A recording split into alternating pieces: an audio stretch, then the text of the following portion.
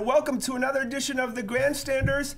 I'm your host, Scott Kerman, and I'm joined by my fellow cohorts, Russ Stevens on my left, Uncle Joe McLaughlin on my right, and we have a special guest. Now, Alan Camo, who's not here today because he's sick, he's my neighbor 2 doors down. And of course, with Alan sick, I had to go to the neighbor next door to me. Let's give a warm welcome to In the Grandstands to Brian Sheehan. Brian, thank you for joining us. My pleasure to be here. Been hearing a lot about it, seeing a lot about it. It's great. Yeah, well, you're here now. Yeah, I'm here. And we're glad you're here. So it's just another wild week in sports.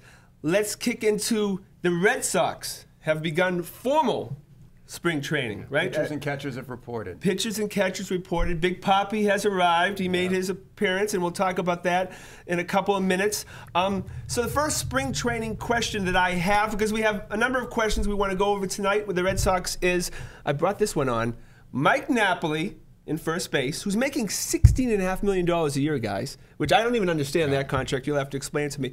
I was thinking, Alan Craig, who was pretty much of a star, right? The last couple of years, other than last year, Alan Craig, Mike Napoli. Who, if you know, Craig plays well in the spring training, could Craig be the starting first baseman to open the season? Only if you can get rid of the Napoli contract, Yeah. right? Like I don't think you can trade that $16.5 million contract. So you're going to put Napoli. You're going to play who's best. You're going to end up playing who you think can perform best, regardless of the contract, right? So who's a better player? I mean, if you look at the history of each player, who's a better player, Napoli or Craig? I would say Napoli, and I haven't seen enough of Craig, actually. You know, being a National League guy, that's the questions I have about this team. I haven't seen half this team play. You know, I'm full of optimism. It's the spring, the spirit of optimism for the Red Sox. But geez, I know nothing about this team. You know, Miley, Porcello, all these guys are all new. There's a lot of new guys. Hernandez. You need a scorecard. Brian, you know, Alan Craig's a good player, but have we already decided in our heads that Alan Craig is trade bait and that he's out of here? I think we have. I think we saw that really small sample size from Alan Craig last year that was just horrific, and he was injured, right? So that he had a whole slew of injuries going on. Batted simultaneously, 138 right? for the Red Sox, and just had the most clueless swings I think I've ever seen at a major league level. Yeah. I mean, he had not a clue in those at bats that I saw last year, and it was tough enough to watch the Sox at the end of last year as it was. Right. Watching him go up there, I'd rather be down at any field in Brookline watching the Little Leaguers play, right? At least they have a chance. Absolutely, yeah. So it's tough to embrace him right now, but I think spring training is going to be fun. It is going to be as competitive as it has ever been. It's so many positions. What I hope. That's what I hope. Many positions, right? right? That's why I hope there is competition. Well, Nap literally has this new lease on life now, right? He had the sleep apnea procedure. Yep. So he is now actually sleeping for the first time, I guess, in years. I saw an interview with him the other day. He was going on and on about how much more energy he had, how jazzed up he was, and he looked jacked. He looked like he was hitting the weights pretty hard, despite having. But he was terrible. He was terrible last year. This is the final year of a contract. Hang on. When he's been healthy, he's been productive for this team. Let's not forget the 1-0 win against Detroit when it looked like he can hit good pitching. And there's not that many guys on the team. There's not that many guys in Major League Baseball who can hit when that best pitcher is pitching against you, can still hit it. So until I'm saying, give him the job until Craig beats him out. And if Craig beats him out, fine. Well, let's not forget Nap. We're talking about Nap hitting 7th in the lineup right now. Yeah, I like that lineup. You got Nap 7th or 8th in your lineup, and that's because that's the first spot he can get into, as opposed to Nap protecting Big Papi. That was I saw Napoli phone it in the whole year. That's like Bill Thompson back. He hadn't gotten a good night's sleep. Phoning in. I know. Come on, there's prescription drugs for that, Mike. You could have taken those. We all know about him. We're middle age. But snoring got rid of 3 wives, though. There's the new face he's got with Victorino. We'll get to him, and that's a nice segue. Okay, as far as who's going to be the starting outfield, Victorino comes out real arrogant and says that he's the starting right fielder for the Boston Red Sox and that he should not lose his position due to injury. Okay, so Farrell comes out and says, yeah, Victorino's our starting right fielder. That's all set. Do you think that's all set? Don't you like Mookie Betts as a leadoff hitter? Maybe not now, but going into the future, I like Mookie Betts as my future Doesn't matter what he says now. Right. All I care is about. I don't care. He could say that they're going to bring Mo Vaughn back and put him in right field now to build his trade value somehow. Right? Is that what they're doing? There's no downside to saying Shane Victorino's my starting right fielder right now. Now, there's a downside if you get to the end of March. He's hitting $130. Mookie's drilling the ball over the field, hitting 340, and then he says Shane Victorino's. I have a problem there. Right now, who the hell cares what he says? Because I don't think Shane Victorino can play 5 games without pulling up lame running to first base. Well, right? That's exactly what he does. He reported out of shape last year. He doesn't look the same this year as he did last year. Yeah, because he's on a salary drive. He's going to be a free agent after this year, and of course he's not going to have, if he doesn't put up numbers, he's not going to get much of a contract. Yeah. But Farrell, to the veteran, right? He caters to the veteran, so he gives him a cookie right there and says, yeah, he's our starting right fielder. He probably thinks that he's going to end up hurt before spring training even ends anyways, right? Right. You know? Because there's a log jam in the outfield, right? Yeah. Right. The likeliest scenario is that Victorino ends up with 400 at-bats, Betts ends up with 400 or 500 at-bats. All these guys are going to end up with somewhere between 400 or 500 at-bats in the outfield, is my guess, if he stays healthy. But you've got great insurance if Victorino gets hurt, right? So and you've got some real trade chips. That's the biggest key, right? I mean, all the Cole Hamels talk. I mean, I think this is playing out really nicely for the Sox. The fact that Cole Hamels is still in Philadelphia and could be there easily at this point, right in through June, and we've got all these chips. I think that one of the biggest challenges that Farrell is going to have is getting those guys their at bats, keeping them looking good and keeping them looking nice and shiny, so people want to come take them off the lot, right? Because there's no way we might go into the season, and I could see Mookie Betts even having to start in the minors. You could see Castillo having to start in the minors, because you want to sell as they're going, as they're reaching their potential. You don't want to disprove the common thought that these guys are really good. I think Mookie Betts looked fantastic last year, but I mean, what he. But in the depth chart, he didn't play a full third of the season. What and he does have options. Depth chart right now, he does have options. Who is it? Betts or Castillo right now?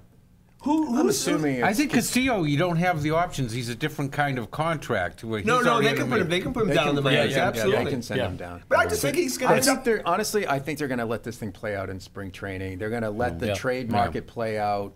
And they'll rotate see where they a lot of guys. They'll see where they are at the end of March. Yeah. And he's going to get lots of guys at bats on this team. He's going to get Alan Craig at bats on this team. He might even get Daniel Nava at bats on this team. We'd hate to see that. I know you're not. He's going to be on the Daniel team. Nava here. Farrell likes him. Right. Yeah, he's going to make the team. He will. He will definitely make the team. I think Daniel Nava's going to be dropped to like Lowell. I mean, seriously, there's absolutely no, and you know how I feel about Daniel Nava. But that's a good segue with the whole Cole Hamels.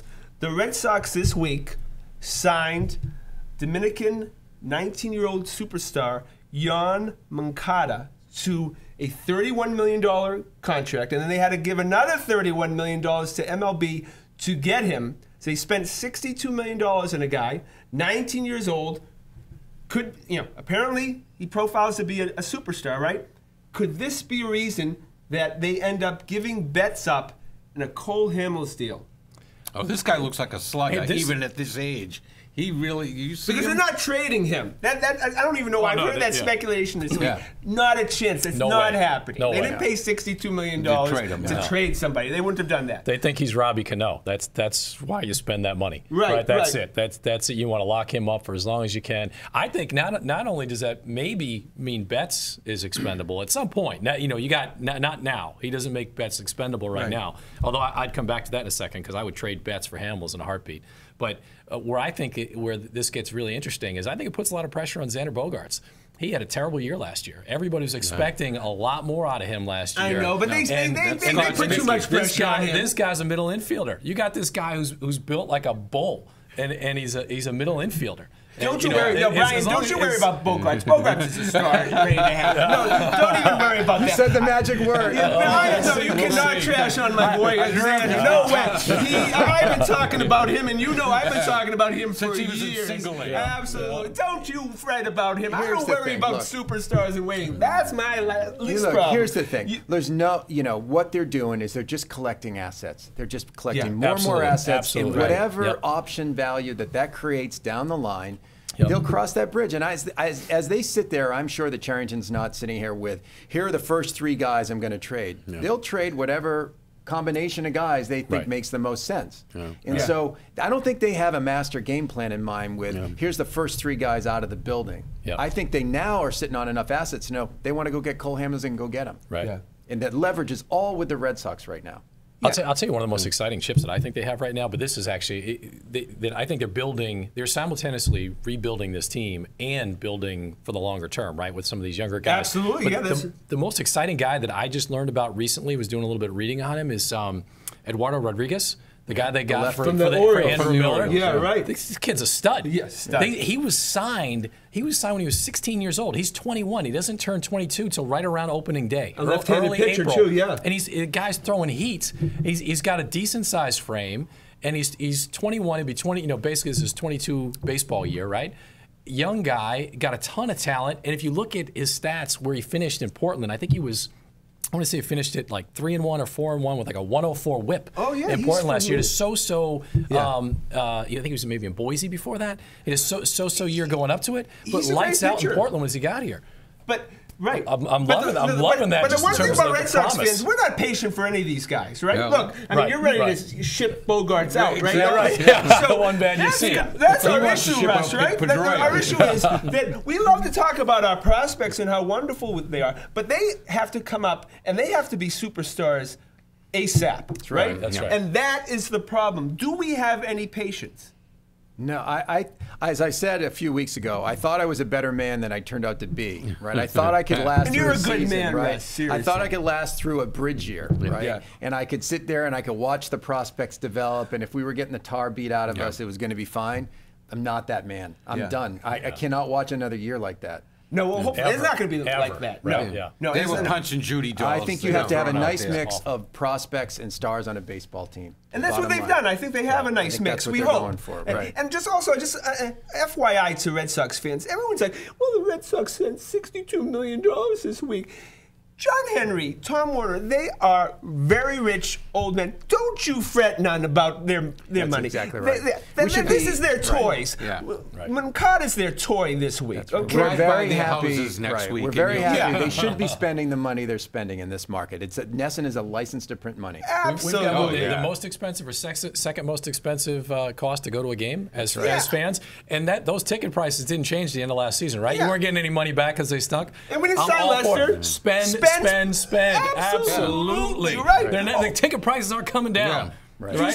So you say we can be like the Yankees? Okay, that's good. They win a lot of championships. They still got about 24 more championships than we do. But they also did it without giving a lot of plus 30 players long-term contracts the Yankees. They seem to have a plan. Right. They have a plan. We're going to see how it develops. Okay.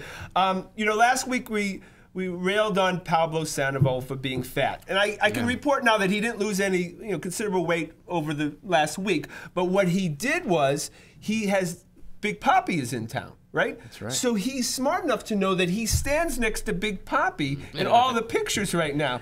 And then you see Big Papi in his gut, right? And you're like, all right, Pablo's maybe not that big. But let's look at Big Papi right now. 39 years old. God bless him. That man's done a couple of push-ups in the offseason. He's absolutely jacked up, right? He won't have to go to Weight Watchers with Pablo. But the scary thing is, we're talking about all these, the free agent signings and the young prospects.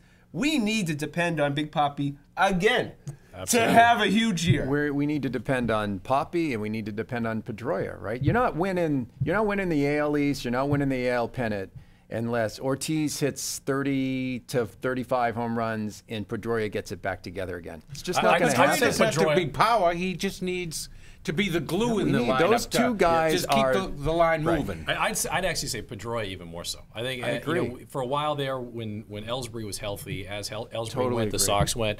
Pedroia really throughout his career with the Sox, as Pedroia goes, so go the Sox. Without him as a spark in that lineup, I think they struggled. Even with this lineup, which is killer. But I don't think we need 30 from Papi. I don't. I think with Hanley Ramirez. Hanley Ramirez is jacked. I love Pedroia, and I love Pedroia as a second baseman. Right, I absolutely want to trade him. And look, we keep collecting second baseman. Pedroia is a wonderful player. Absolutely. Hall of Famer for the Red Sox. I think he's the best fielding second baseman that I've ever seen with the Red Sox. He may be of all time. But Pedroia is on the tail end. If you're looking for production as far as a huge contribution for Pedroia offensively, that's it. You're barking up the wrong tree, guys. Look, they keep on trying to replace him. Mookie Betts. Now Moncada's a second baseman. They got a guy, Sean Coyle, he's a top second baseman. Pedroia, if they could trade him right now, they would. Guys, the winds have changed. He's the old administration. He doesn't have to hit 20 home runs anymore. Just a good OBP. Keep the line moving on that line. That's a good lineup now. He's hitting the 2-hole. You're two hitter. You don't need that guy to hit 20 home runs. The occasional spark, right? But you need him hitting 300. He's not doing that anymore. If he's 260, you gotta stop batting for the fences. And I apologize, guys. I actually watch the games. I watch the games. Seriously, he in the clutch. You don't have to throw Pedroia a strike in the clutch. Okay, when's the last time he actually ever had a walk-off hit? All right, he's terrible in the clutch. He just eats up end relievers. Pedroia is not the future of this club. He can talk all the trash he wants, and I love him, and it's very entertaining. But forget Pedroia. I wish he would swing do you not think that this team do you not think this is a playoff team? I think it's a playoff team. Absolutely a playoff team, but I don't see Pedroia as the main contributor to it. If we're depending on Pedroia to bring us to the playoffs now, he's absolutely a role man. No, he's more than look. You and I talked about trading Pedroia, and there you can make a very strong case for it. But if he's going to be on the team, he's going to have to produce for them to win. In a world without Jacoby Ellsbury, you need that first and second spot in the order to be much more productive than it was last year. He's got to get on base. He's just got to get on base. He may not even end up being that. I mean, if you have that's the thing. If he's not and Betts in the lineup at the same time, he could end up being 8th or 9th. Mookie Betts is a lifelong second baseman, not an outfielder, too. I'm telling you, in their little board that they hide behind a curtain, is life without Dustin. I'm telling you, that Carmine is their plan. telling them to prepare for life without Dustin. I mean, how many second basemen do they need to get before you figure it out? Well, the new Cuban kid is... he's a second baseman, too. Middle infielder, they say. And Pablo Sandoval will end up in second. I don't even know. No. Please. Just watch. You got to bend over first. So, apparently that Major League Baseball doesn't appeal to anyone under 50 anymore. So... they're going to change rules. At least they propose to change rules. And the rule change, which they actually already do in college, so this is that they're going to have the batter he has to have 1 foot in the batter's box at all time during his up at bat. That's kind of the main rule that they're trying to enforce. Big Papi came out and threw a lot of expletives. What do you think about that rule? Look, I think Papi had a point yesterday, because I think to make the batter stay in the box and put it all on the batter and not limit the pitcher from getting off the mound, or even better, putting a clock on him, to do one and not the other is inane to me. It doesn't make any sense. They just ignore it. They ignore it. But to act, if you don't enforce, because to me, by far the biggest waste of time is when Clay Buchholz gets the ball back on a 1-0 pitch, walks off the mound, literally takes 25 seconds with nobody on base to throw another pitch. That's just dead time. Yeah, you're That's right. way worse than Papi getting out of the box, spitting on his gloves, and getting back in it. And to make the batter stay in the box and not address what the pitcher is doing on the mound, it seems asinine. I think they are going to address the pitcher. But they're not. They haven't yet. Well, not by this rule. year. I think they're going to tighten the strike zone. They are which goes back to your point of them hiring all these ground ball pitches. Because if they tighten that strike zone, the strikeout pitcher will be less of a premium. They'll be putting the ball in play more. And they could be projecting that, But Big Papi made a good point, actually. I agree completely. I hate it. I hate it. Right. So what's the old adage of baseball? What is hitting? Hitting is timing, and what is pitching? Pitching is upsetting timing. But really, what pitching is from a pitcher's perspective is rhythm, right? So it's a chess game between the pitcher and the catcher. And if you like baseball, you like watching that, and you know what's going on with that, when the batter's stepping out, when the pitcher's holding them on the ball a little bit longer, when he's shaking off a sign, even though that's the pitch he wants to throw because he wants to get in the batter's head and see the whole thing run through the catcher's fingers again. That's all part of baseball. Right. I hate the idea of getting rid of that. You want to start changing things to shorten up the game. expand the strike zone, right? Let's no, but they're going to reduce the strike zone. They're actually doing that's the opposite, insane. Which is but see, to me, make actually, it tougher on make the people pitcher. swing the bat. Make the hitters swing the bat. But to me, That's it's not it. about Big Papi because people come to the games to see Big Papi. He doesn't play the field, so when he's out there, that's the show. All that stuff is part of the show. Right. So I don't want to enforce that rule on Big Papi. Who I want to enforce the rule on is guys like Stephen Drew, who's doing the same thing as Big Papi when we know he's going to just strike out or roll it over to second base. That's what he does. And I didn't even mention Daniel Nava at this point. Really what I want. But see, to me, that's the No, but really what I want is I want Clay Buchholz to catch the ball from the catcher, looking for the sign, and throw the next pitch. Right. That's really what I want to happen, and preferably a strike. Tim Wakefield, wasn't it? Oh, it was amazing. It was amazing. You go to a Tim Wakefield game, Mark and Burley, you were there for 2 hours and 30. Mark Burley, 2 hours and 30-minute games. No, you're absolutely great point because when Buchholz, especially when he gets a runner on base, forget about it. Oh my! Right. And then when he throws the ball over when the guy's still sitting on the base. And he throws the ball over when no one's on the base. There's no coming back from it. But I don't really even understand why they're even trying to implement these rules when they only did this in the Arizona Fall League. This is something that you have to gradually single A, double A, triple A. So you have the guys who have gone through the minor league system who are used to the rules. You just don't throw a rule a couple of weeks before the season starts and say, this is what we're going to do. And by the way, we're going to fine you $500. What are they going to write him a misdemeanor ticket on the field? No, after it goes it's a sliding scale. It goes right up to suspension. Are you serious? I didn't. Seriously, Wow, that's ridiculous. But don't you agree? After the sixth offense, you go to suspension. It's going to be funny to watch. Right, because it's going to be a whole other level to the game. And now we're going to. So what are we going to have timeouts to warn these guys, or fine these guys, or suspend these guys? What's that going to do? And that's on the game. Here are a couple of ideas I have on this. You want to shorten up the game. First of all, no instant replay until the playoffs. Right? That's a waste of time. Who cares? 162 games. Yeah, right. You know, you win some, you lose some. Yeah. Maybe once in a while it's the umpire's fault. So what? You'll pick one up next week, right? It's 162 games. Because it's a 10-minute wait. Yeah. There's no reason for that in 162 games, right? Forget it, right? So there's one. And then next, expanded the strike zone like we were talking about. Next, if you want to make a change, give the managers 2 opportunities to make trips to the mound for visits without having to yank a pitcher per game.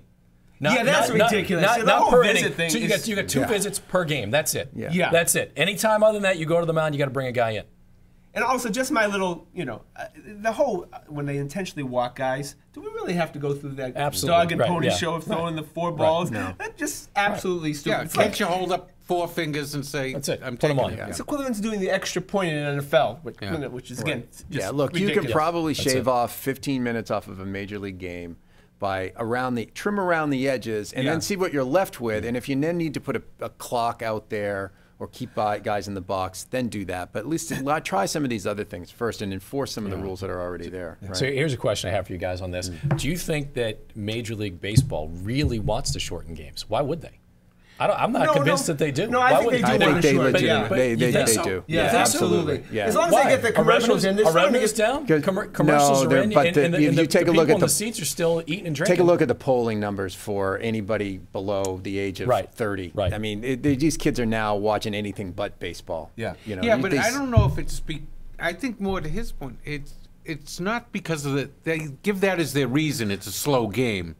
It is a slow game, Joe. Come on. I'm not so sure that's the reason why they're not watching. Right. I don't think that's why they're not watching. I think they're not watching because they're not playing Little League, because they're dropping out at the Little League level to play lacrosse or soccer or whatever else they're playing. But also the guys aren't on steroids anymore. So look, I think it's a complex cultural thing. Very much. But the games are too long. Like they're just too long. Yeah. They're too long. As a fan, I don't disagree. Yeah, right. I mean, Red Sox, it's like going to play a round of golf to go watch a game. You're gone all day. It's hard. It's painful. It's painful. They have to change it. I just question whether Major League Baseball really is committed to making that change, particularly when this is their first step. Yeah. We'll see. So I have a lot of New Yorker friends, and I mean, this is a good time, of course, to be a Red Sox fan because of what's happening, the circus 200 miles down the road. It's called Schadenfreude. Yeah, and the great thing about New Yorkers and they're lovely people in general, some not so, but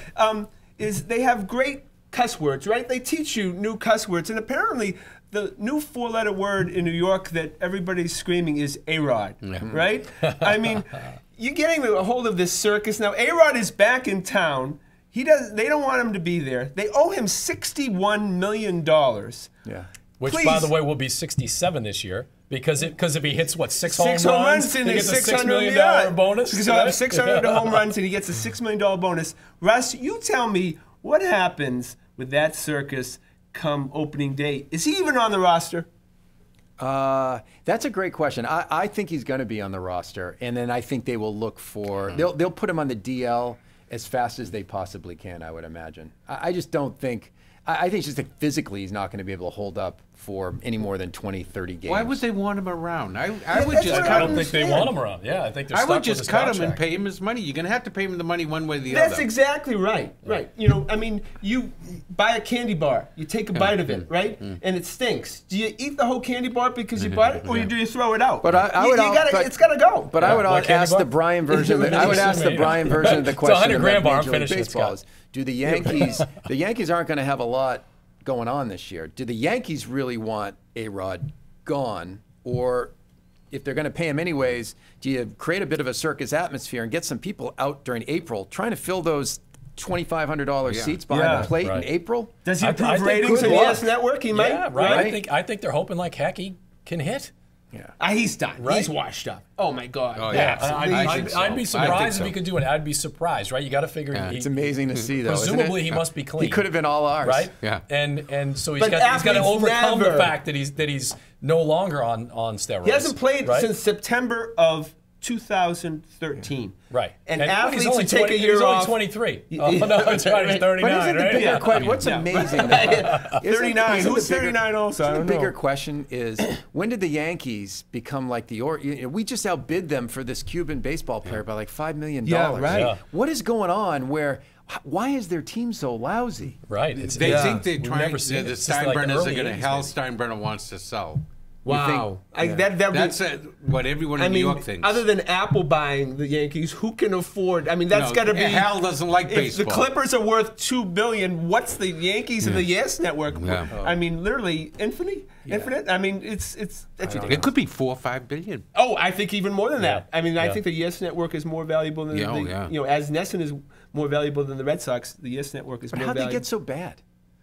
I mean, it's not a payroll issue. George Cashman. It was long-term contracts to guys that were 30. Right? And aging players, right? They just kept going now, and somehow they clearly took their eyes off the scouting, right? Yeah. Because that was for years that was their strength. They were fantastic at stockpiling those draft picks. They're great Yankee teams. The late '90s were mostly, homebred guys. Those were guys Bernie that all Williams, came right. Hey, Paul it's O'Neill, great to see. These are great times to see that the Yankees actually do suck. So that's actually great. This is fun, and couldn't be better. As almost as much fun as watching the Red Sox is watching them deteriorate. It's like the first part of the last century, right? Yeah, so we've got right up until we sell Big Poppy to the Yankees for $100 grand, and then we'll go 86 years without another championship. These are good times, my friend. Well, that's the show. That went quick. We never got to the Celtics. Yeah, we'll get them next week. I want to thank the boys and our special guest, Brian Shin, for being on the show, and of course, everyone behind the scenes. My name's Scott Kerman. I'm your host. That's the Grandstanders. We'll see you next Thursday night. Have a good night.